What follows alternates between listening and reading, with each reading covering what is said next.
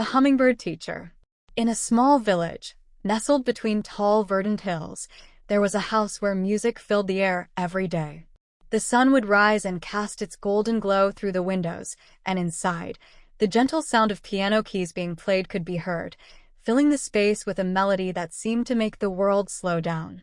The music came from Elena, a woman with kind eyes and graceful hands that danced over the piano keys with effortless ease. Her little daughter, Lily, would often sit near the window, her legs crossed and her chin resting in her palms, lost in the beautiful sounds her mother created. The piano was her mother's special gift, something she had mastered over many years, and Lily was enchanted by every note. To her, there was nothing more magical than watching her mother play. Every time Elena pressed a key, Lily's heart would flutter with excitement, as if the music itself was alive. But there was one thing Lily wished for above all else. She wanted to play the piano just like her mother. One evening, as Elena played a soft lullaby, Lily couldn't take her eyes off her mother's hands gliding over the keys. She sat, mesmerized by the melody. As the music came to a gentle end, Lily couldn't help herself. She stood up and walked over to the piano, standing beside her mother. "Mom," she said, her voice shy but filled with hope, "can you teach me to play the piano like you?" Elena smiled softly and turned to her daughter. She gently brushed a lock of Lily's hair behind her ear. "Sweetheart, playing the piano is not something you can learn overnight," she explained. "It takes years of practice, and you need to be taught by someone much older, someone who knows how to guide you." Lily's face fell. "But I want to learn from you, Mom." "I understand, darling," Elena said, her tone warm yet firm. "But you'll need to learn from a teacher, someone who can show you the proper way. I can't teach you, not yet. When you're older, maybe."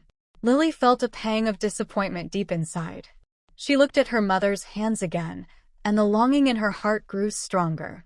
She had always loved the piano, but she didn't want to wait. She wanted to start now.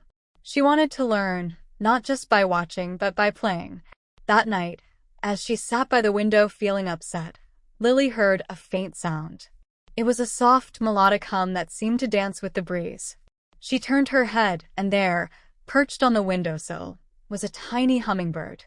Its feathers shimmered in the moonlight, a blend of emerald green and sapphire blue, and its wings fluttered so fast that they were barely visible.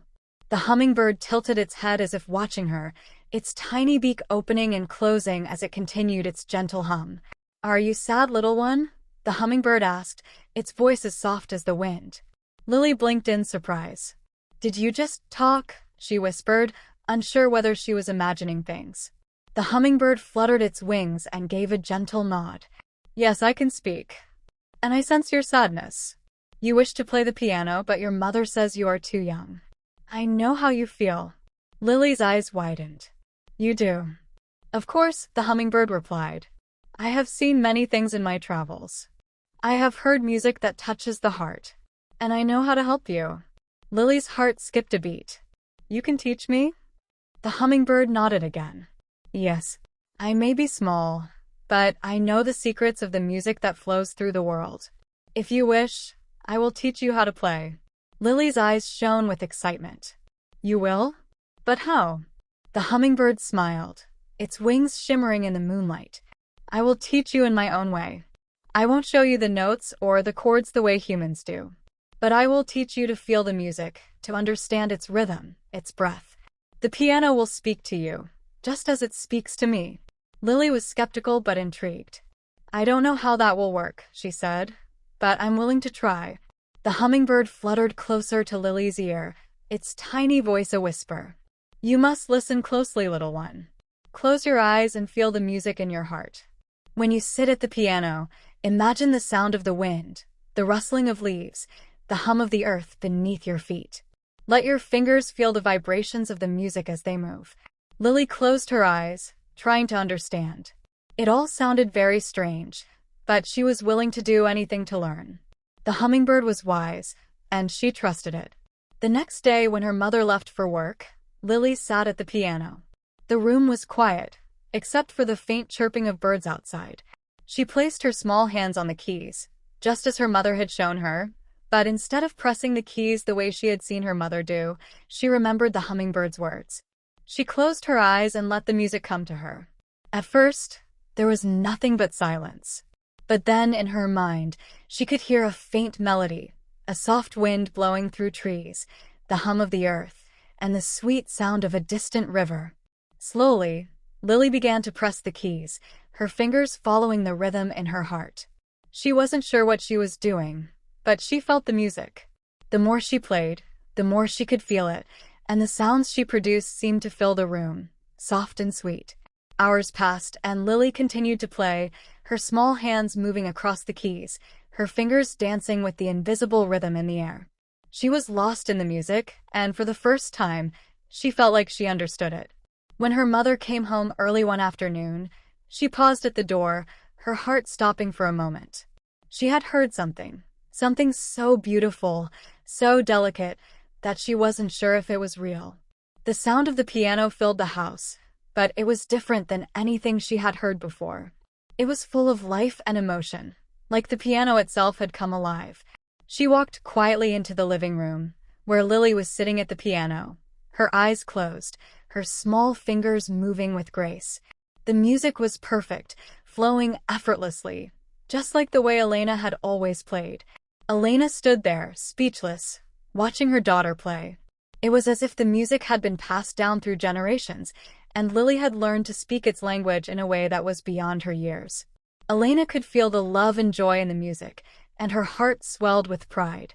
When the last note played, Elena rushed to her daughter, who had opened her eyes and smiled up at her. "Lily, that was—" Elena's voice faltered as she hugged her daughter tightly. "That was amazing. I can't believe it. You've learned to play the piano so beautifully. How did you?" Lily smiled, her face glowing with happiness. "A hummingbird taught me." Elena looked at her daughter puzzled. "A hummingbird?" Lily nodded. "Yes, Mom. It came to me when I was sad. It told me how to listen to the music, how to feel it. It taught me how to play with my heart, not just with my hands." Elena's eyes softened, and she hugged her daughter once more, her heart filled with love and wonder. "You are truly amazing, Lily. I'm so proud of you." The next morning, as the sun rose and the birds began to sing, Lily sat by the window, gazing out at the world with a smile on her face. She didn't need a teacher. She had learned from the most unexpected source, a small, magical hummingbird who had shown her the secret of music that no one else could. And as she sat there, she heard a soft hum outside the window, and the hummingbird appeared again, hovering near her. "Thank you," Lily whispered, her voice full of gratitude. "Thank you for teaching me." The hummingbird fluttered its wings and gave a tiny nod. "You were always meant to play, little one. The music was inside you all along. You just needed to listen." With that, the hummingbird flew away, leaving Lily with a heart full of joy and the beautiful music that would always guide her.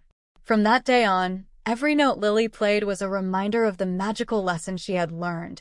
The music didn't just come from the piano. It came from within her, a song that would never end.